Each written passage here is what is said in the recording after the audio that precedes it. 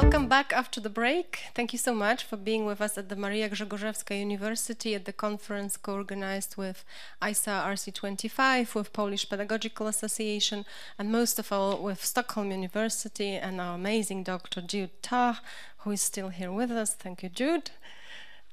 This is my ambition today to mention you a lot. But now we will move on to our keynote address by Professor Celine-Marie Pascale, who was awarded the Distinguished Scholar Award today by the RC of ISA, RC25, International Sociological Association. She represents American University in Washington, D.C., and she'll be talking about conditions of unknowing, adult language acquisition in times of trauma. Hello, Celine. Nice to see you. And hello, Anna. Hello, and I would like to leave the floor to you. So the floor is yours. We're listening attentively to your speech. Thank you for being here with us. Thank you very much. Thank you for the invitation to give a keynote presentation to this conference. I regret very much that I'm not with you in person.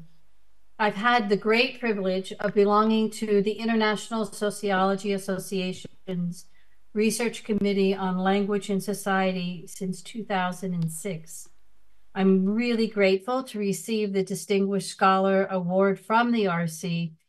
Throughout my career, the RC has been a cornerstone of my intellectual community and a source of support for research on each of my 4 books, dozens of articles and book chapters.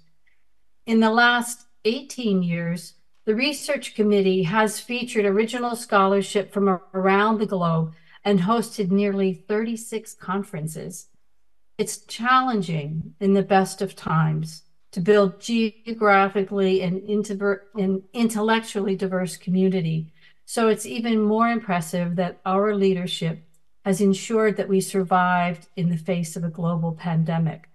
Stephanie Casilde, KJ Fujiyoshi, and the RC25 board deserve enormous thanks for their efforts. I also want to thank Jaja Barat and the RC Awards Committee for their work and their generosity. Leadership, even this wonderful leadership, isn't possible without community, and so I want to offer a heartfelt gratitude to all of the scholars who have made RC25 possible. Also to congratulate Jaja and Stephanie on their much-deserved UNESCO awards. And while I am acknowledging contributions, I want to congratulate Anna as well on celebrating her 20th anniversary as UNESCO chair. 20 years, Anna. It hardly seems possible, but that's the nature of life. Sometimes even wonderful things are hard to imagine. So I want to start by recognizing, I think it's important to recognize at every opportunity that we face a global climate crisis and myriad political catastrophes, all of which are going to feature prominently in the years ahead. Both as scholars and as teachers, I suspect that we are all sensitive to the tremendous instability inside and outside of academia that this creates. Indeed, we see the very notion of an inside and outside rapidly dissolving as governments around the globe exert their power over curriculum. This conference offers timely and much needed efforts to deepen social inclusion in curriculum, particularly for children with intellectual and developmental disabilities. So I want to say at the outset that I have no expertise in this area whatsoever. Consequently, it's an odd situation to be asked to serve as a keynote speaker. So I will do my best to speak to issues of learning more generally, with the aspiration that you will find something in this talk that's relevant to the important work that you are doing. Pedagogy is as much cultural as it is disciplinary. Around the globe, much of education is based on top-down models in which human relationships are irrelevant. One simply teaches a subject or a text to a classroom. This approach has had very limited success for me as a student and as an educator. Pedagogically, I value the feminist liberatory capacity of education that supports personal and collective transformation, not just information acquisition. My early experience with liberatory pedagogy taught me that intimacy, vulnerability, and trust are the foundations of effective learning. Even so, I learned to teach as if I could know things about my students, and sometimes I did. Sometimes I was familiar with personal stories that they shared during office hours. I knew their strengths and weaknesses as learners, sometimes their hopes and fears as individuals.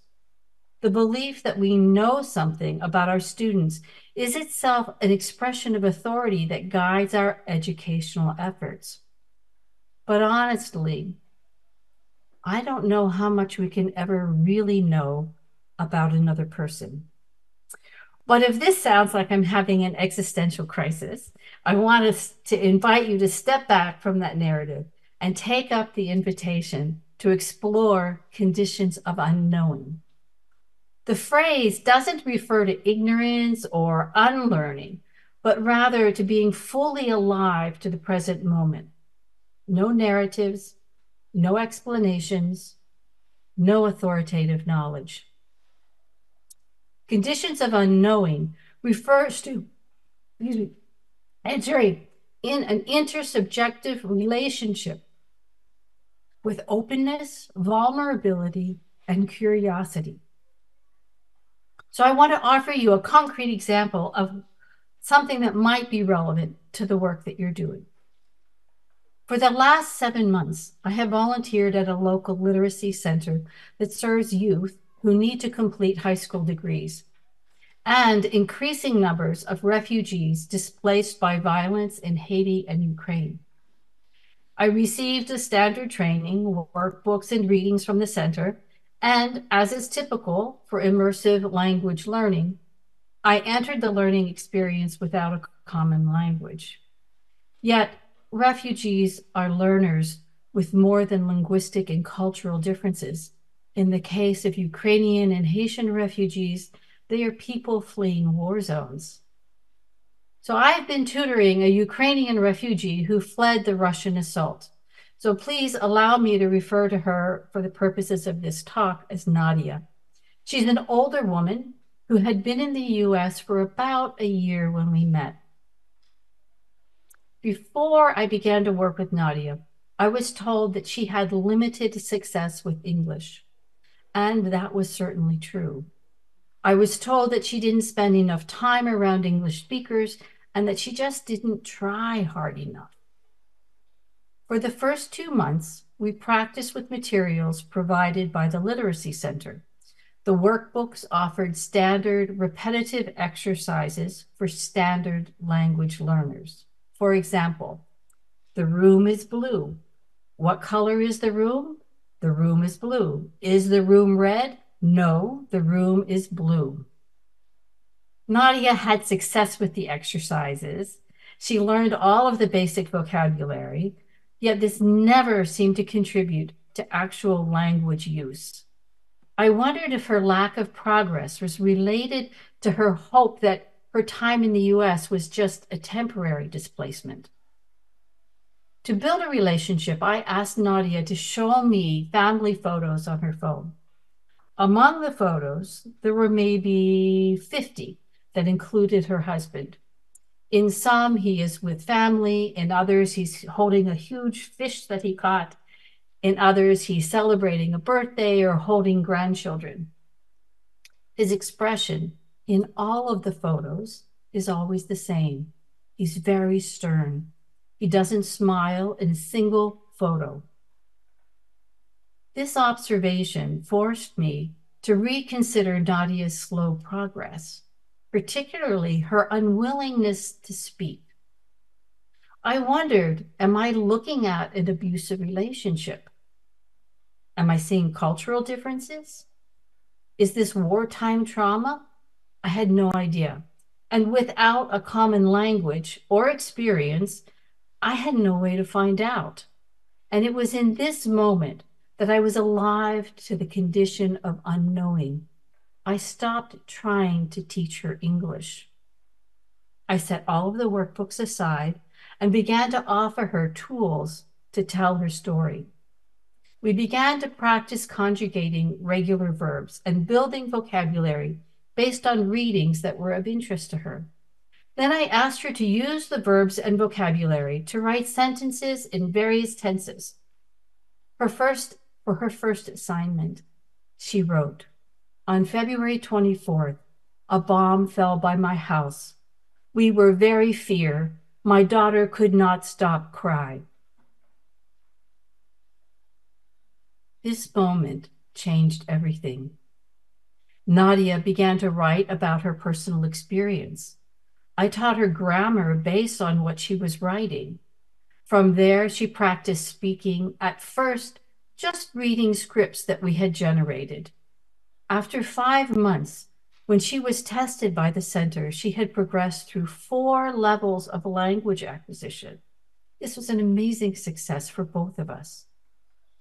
Being present to the conditions of unknowing, accepting that I didn't know, could not know, refocused me from teaching language to empowering self-expression.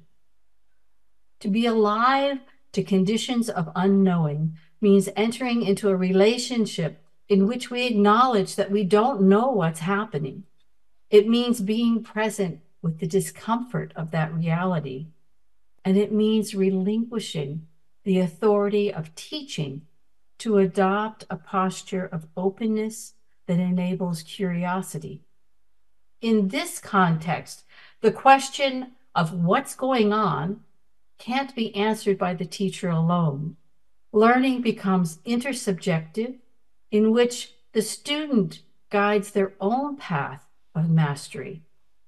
Being open to and present with conditions of unknowing has made it possible for me to create a transformative and empowering learning environment for Nadia and for me.